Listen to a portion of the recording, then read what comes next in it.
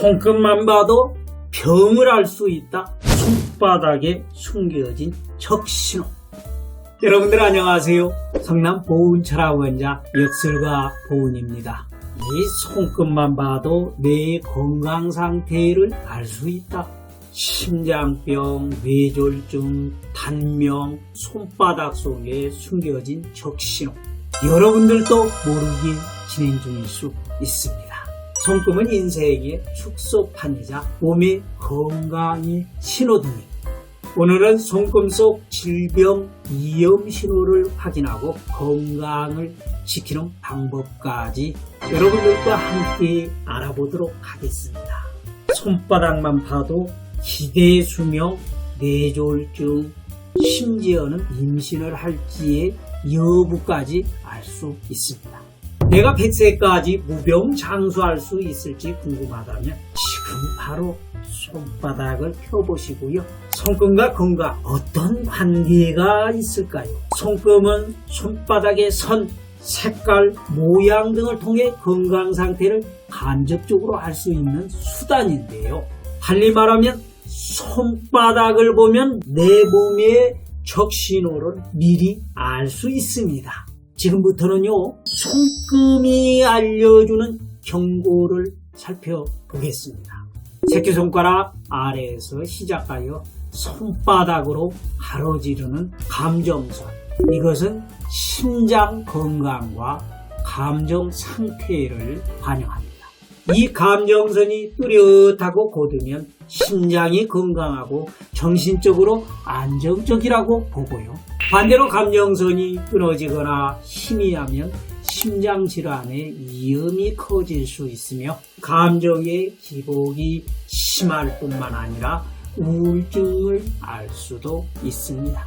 혹시 지금 감정선에 이 마른 목골 모양의 선 모양이 보이시나요? 혹은 사슬 모양으로도 발견되기도 하는데요. 이를 성문양이라고 합니다. 이 선이 가지고 있는 기운을 절반으로 떨어뜨리는 나쁜 선입니다. 그래서 만약 지금 감정선에 선문양이 있으시다면 심장 문제와 혈액순환 장애가 있을 가능성이 큽니다. 아마 다들 알고 계실 텐데요. 엄지와 검지 사이의 시작에서 손목을 이렇게 휘감아 내려가는 선으로 체력과 전반적인 건강 상태를 나타내는 생명선이 있습니다. 흔히 이 생명선은 길고 선명하면 건강이 좋으며 오래 산다고, 또 생명선이 짧거나 희미하면 체력이 약하고 건강관리가 필요하다고 봅니다. 만약 생명선이 중간에 끊어지거나 갈라진다면 어떨까요? 신변에 변화가 나타날 수 있다고 봅니다. 가령 큰 수술을 받거나 운명을 바꿀 만한 선택을 하는 것이죠. 생명선 자체는 진한데 갑자기 중간에서 뚝 끊긴 경우에는 특히 이 뇌졸중이 많으니까요. 미리 진료를 받는 것이 중요합니다. 이렇게 올라가는 요 손금 지능선이라고 하는데요. 손바닥을 가로지르는 선으로 집중력과 신경 건강을 나타냅니다.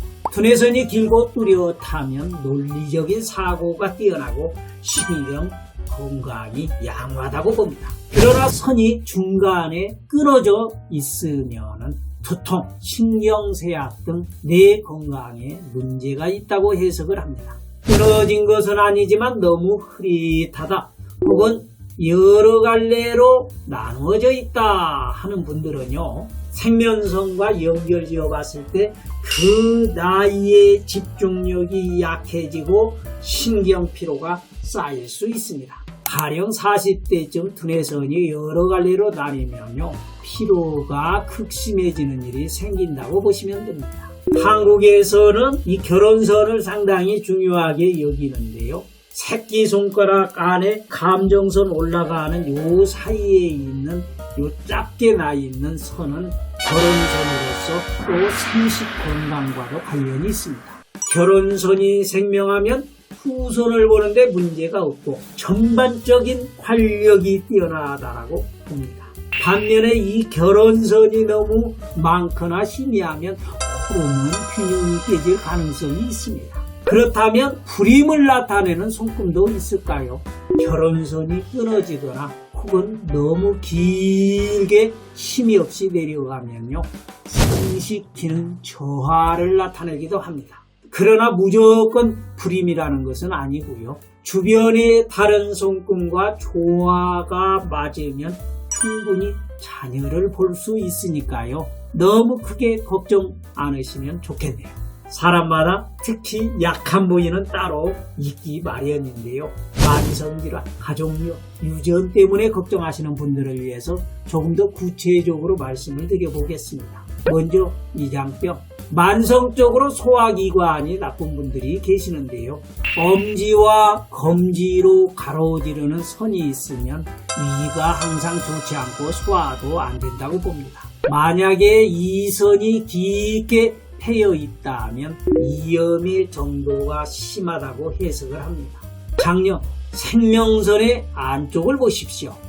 생명선과 비슷해 보이는 가느다란 선이 있나요? 만약 있다면은 만성적 장이 좋지 않고 그래서 설사를 자주 할 수도 있습니다. 엄지손가락 바로 위에서 손목으로 이어지는 선을 보십시오. 만약 이 선이 출발점, 즉 엄지 윗부분이 선문염이라면요, 기관지 건강이 좋지 않아서 호흡기 질환을 자주 앓을 가능성이 큽니다. 비염, 기관지염, 편도염 등이 자주 걸릴 수 있으니 조심을 하여야 합니다.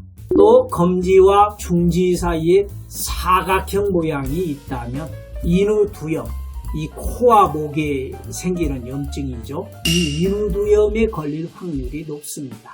이 사각형의 테두리가 붓거나 사각형이 크다면 인후두염으로 발전될 수도 있으니까요. 적극적으로 예방하는 것이 중요합니다. 오른손 검지 손가락 안에를 주목하십시오. 이 아래 밭전자, 우물정자와 비슷하게 가로와 세로로 얽혀 있으면요, 담낭에 문제가 생길 수 있다고 봅니다.